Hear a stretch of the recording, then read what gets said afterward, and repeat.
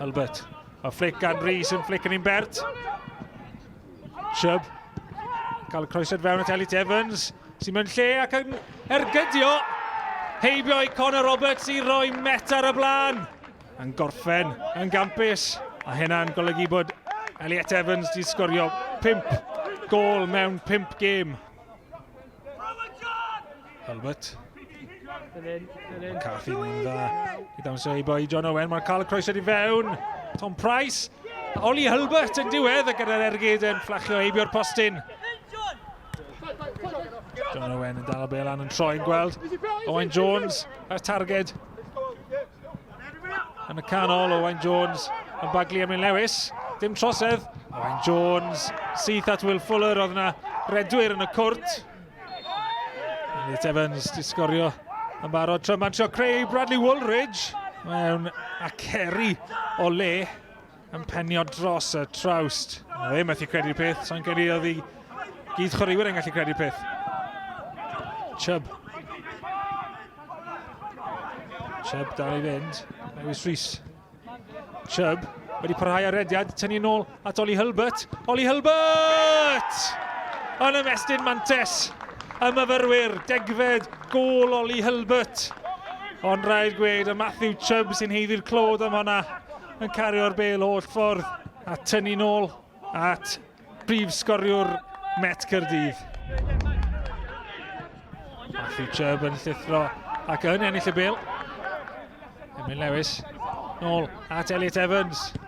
Chwaraewyr Aberystwyth methu delio Emlyn Lewis ac yma'n gwyro. Emlyn Lewis yn ymestyn mantes y myfyrwyr a mae'n dechrau edrych fel noson reit gyffyrddus i Met Caerdydd.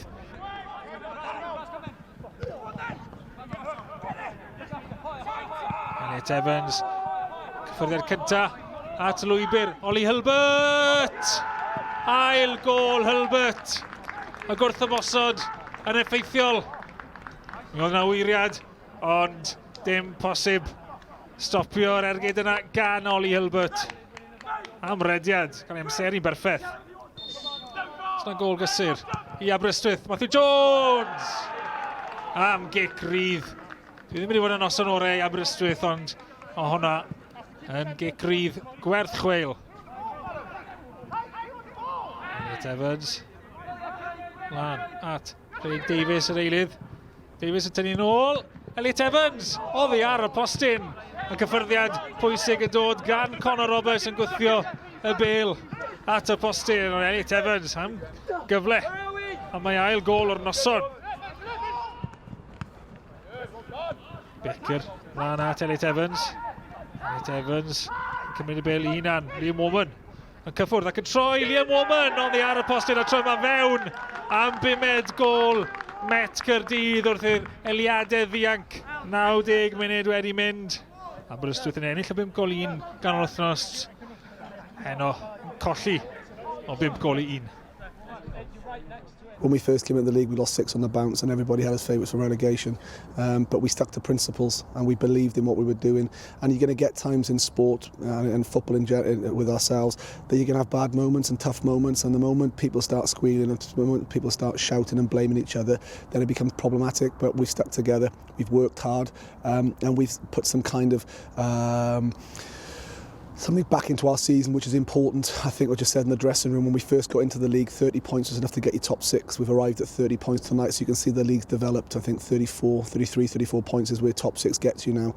So it's developed. You know, it's been a learning curve for us this year, but we've had some excellent performances in recent weeks, the whole team. But if I want to highlight people, young Matt Chubb, 21 years of age, Oli Hulbert 18 years of age, and the boys that have come on. So I can't fault the boys at the moment, and we're working hard, and you know, we're back-to-back games, relentless. And for all teams in all across the league, so it's a credit to the teams in the league that were able to roll out teams on the Tuesdays and the Fridays or the Tuesdays and the Saturdays to bring the league to a close. I just think tonight we were off the pace. I think the games have come quite thick and fast. Obviously we're Tuesday, Friday, so the turnaround of the games has been short. We're not getting time to train with the boys, but going from a great win against Druids the other night to come here and perform like we did it can't really happen. We were second to everything. They won the first header, they won the second header. And like I say, they did the basic things really well today, and they punished us.